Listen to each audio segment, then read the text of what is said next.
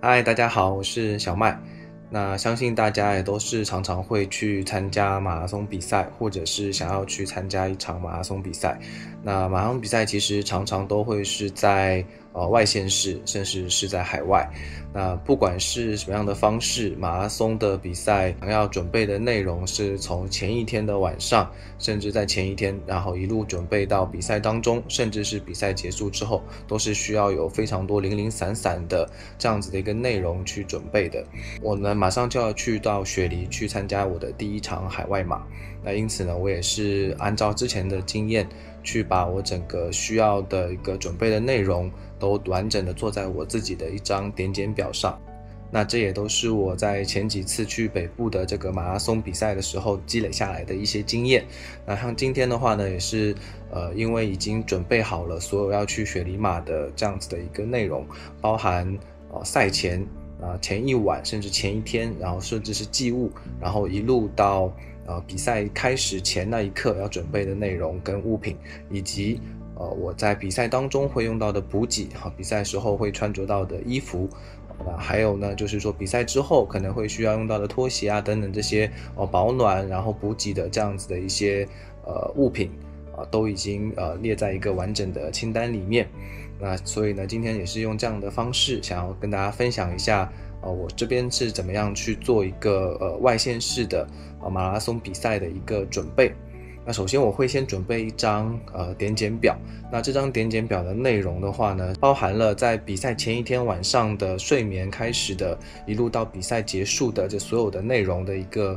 时间序的清单，那也包含了我在之前准备整个比赛的一个内容跟物品的一个点检表的清单。那同时呢，也包含了我这一次比赛可能会预设的一个赛事的目标的这样子的一个内容。那当然还会包含这场比赛的所有的一些我觉得比较重要的一些细节，包含像就是赛道图或者说是出发点的一些平面图，以及如何到达这个出发点的一些资讯等等，这些我都会放在我这张的经典的表单上面。那还有很重要的呢，当然就是整个的比赛的像是海拔跟路线图，那这也其实跟我们的一个比赛的策略，然后以及体力的分配非常的有关系。那因此呢，我今天都会是把这些内容就完整的跟大家分享。第一个部分先说最简单的，就是一些比赛资讯的一些搜集在这张表单上面，我都会去把这张像赛道图，然后刚刚提及到的一个比赛出发前的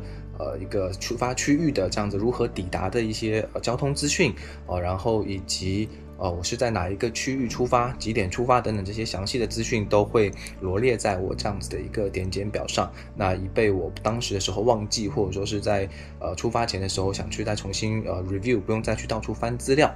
好，那另外一个的话就是很重要的，就是关于整个赛道的一个海拔图。那这个海拔图的内容的话呢，实际上是包含了整个赛道的补给，然后以及海拔等等的这些资讯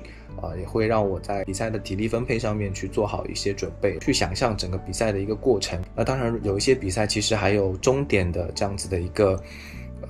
平面图去给大家参考，那这样子的话我也会一样的贴在这样子的一个页面上面。主要的原因就是因为其实比赛完终点之后，有可能会跟家人或是朋友约在了哪一个地点去见面。那一样的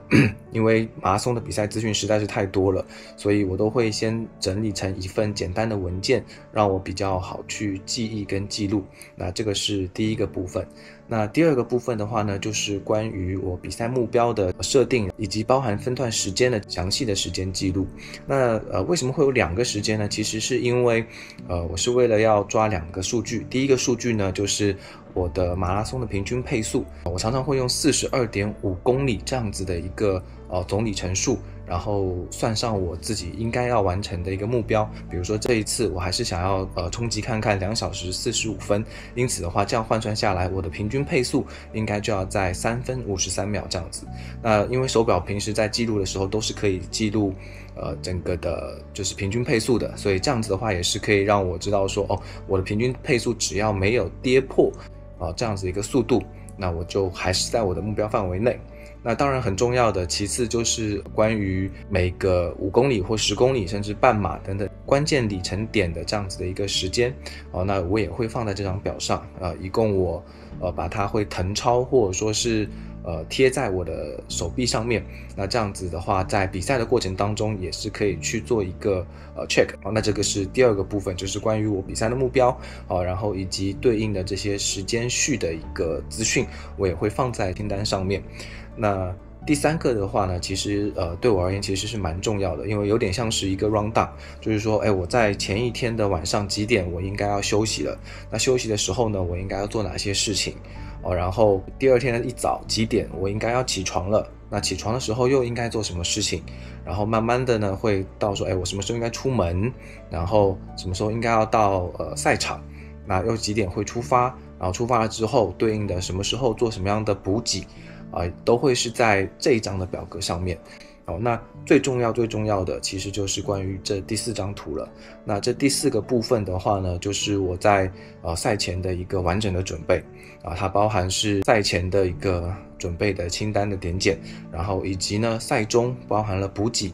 包含了我的装备等等的这些要携带在身上去比赛的这样子的一个清单的内容。那第3个的话呢，就是包含了赛后或者说是寄物，因为寄物的时候应该要寄哪些物品在我的那个寄物包里面，那赛后的时候拿到寄物包之后就是可以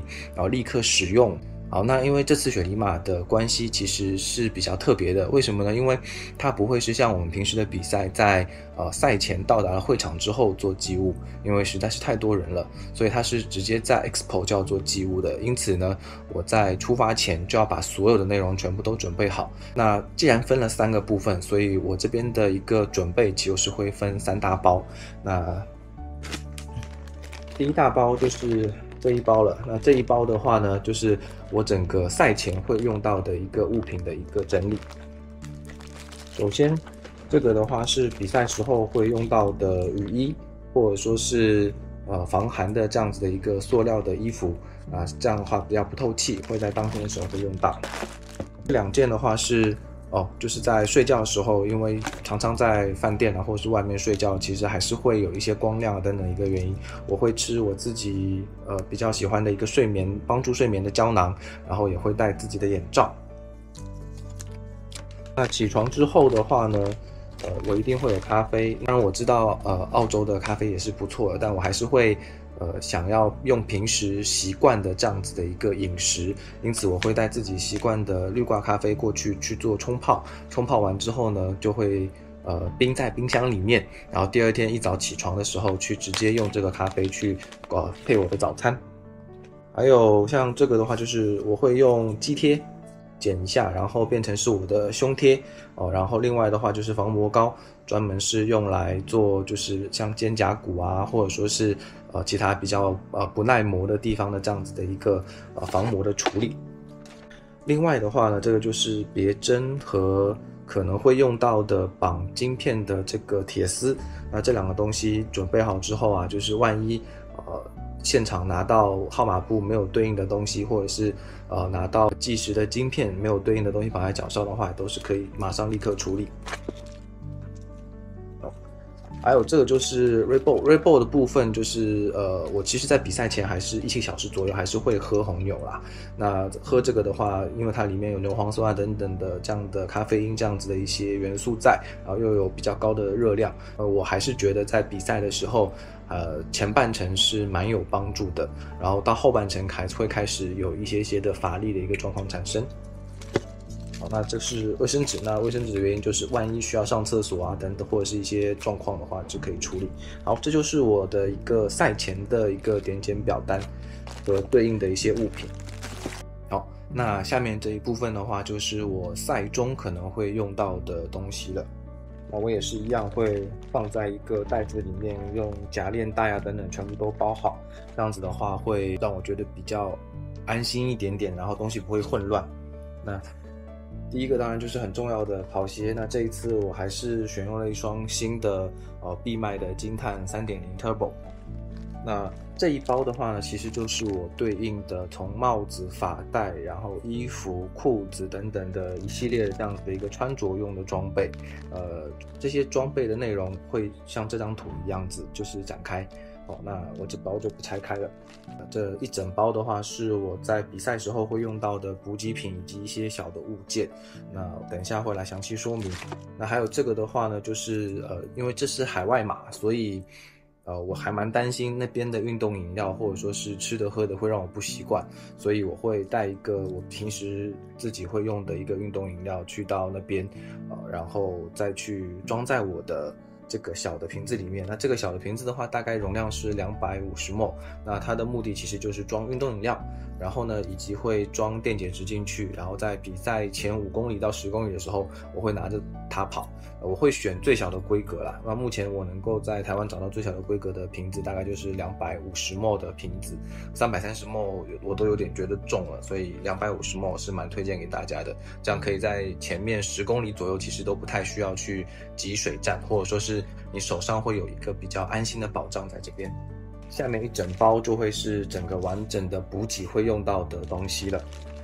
补给的部分我已经全部都放在这边桌上了，那我会按照时间序的方式，然后来跟大家再讲解一次我这边是如何做补给的。那在出发前，其实我的咖啡啊、吐司啊、早餐啊都已经吃完了，那剩下的话呢，就是会是带在身上去到现场跟会场的。那在比赛前的1个小时，我会再吃一包这个大果胶，大果胶。那这样子慢慢吃掉这包大果胶之后的话呢，我会再配上刚刚看到那瓶红牛，那这个也是红牛，也会是带在身上的。那然后在比赛前30分钟的时候，我会去吃一条这个 BCAA，这个 Amino Vital 的 Pro 的这样子的一个 BCAA， 然后呢会再吃这样子3颗的电解质的胶囊，先提前补充到身体里面。然后另外这边还有一个就是这个椭圆形的是一个咖啡因的定剂，那这是200mg的咖啡因的定剂，所以也是会在半个小时的时候全部都一次性的把它吃下去，然后是做一个赛前的准备的动作。那另外的话，这边有2颗电解质的胶囊，就会是放在刚刚的那一瓶运动饮料里面。那这样子的话，我在比赛的时候也会是持续的补充到足够的电解质，不太会因为电解质的流失而抽筋啊等等状况产生。然后先介绍一下小东西好了，就是我会在比赛前的时候会先把对应的一些资料跟数据全部都写在这样子的一个肌贴上面，然后贴在我的手上，有可能是手背上，有可能是在这边。那就是会让我在比赛的时候可以时时刻刻看到我的一些目标，然后以及关键的时刻，包含什么时候吃果胶啊，包含什么时候吃电解质啊等等。因为时间真的很长，然后又是各种里程数，然后又是时间的，是蛮复杂的，这个是很重要的一个贴纸。然后这个的话呢，是因为是海外马的原因啊，然后又因为我的全马比赛是不会带手机的，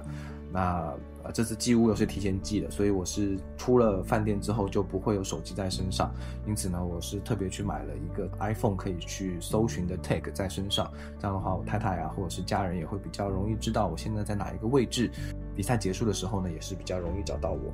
这个部分的话是2颗电解质胶囊跟1个200mg的咖啡因锭，那这2个东西其实都是为了就是备用的，万一当比赛的时候不够用了，或者说是觉得还需要吃一点的时候，那这个就会是一个作用在这边了。好，那快要比赛临近开始的时候呢，那这一包我就会先吃掉，大概是赛前15分钟的时候，那吃掉这样的一包果胶，然后就准备起跑了。然后我的果胶基本上的安排都会是在7.5公里，